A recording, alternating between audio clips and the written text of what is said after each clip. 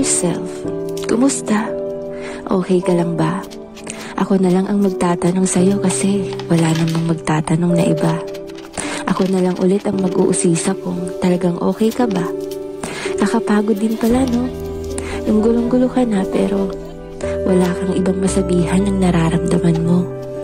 Yung gusto mo sanang sabihin ang mga hinanakit mo kaso walang available na makikinig sa'yo. Ang sarap sanang magkwento kaso wala namang handang makinig sa mga hinaing mo. Parang yung tipong sarili mong problema, sarili mo ring comfort. Kaya kahit gusto mong magpatuloy, di mo maiwasang mapagod.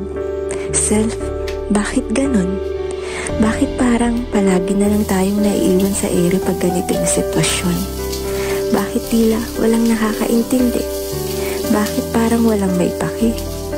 Bakit palagi na lang nilang inaakala na di tayo naapektuhan?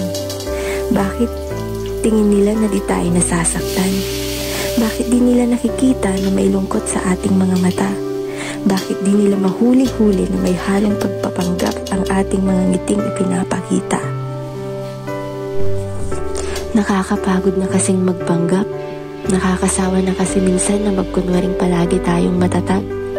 Alam naman kasi natin yung totoo. Yung katotohanan, nahihirapan na rin tayo. Kaso, kahit hirap na tayo, wala man lang nagtatanong.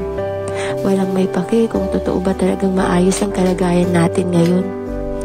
Nakakasawa na rin maghintay na may magtatanong na, kumusta? Kaya pipilitin na lang natin maging okay, wag na lang umasa. Pero, kaya pa naman natin to, diba?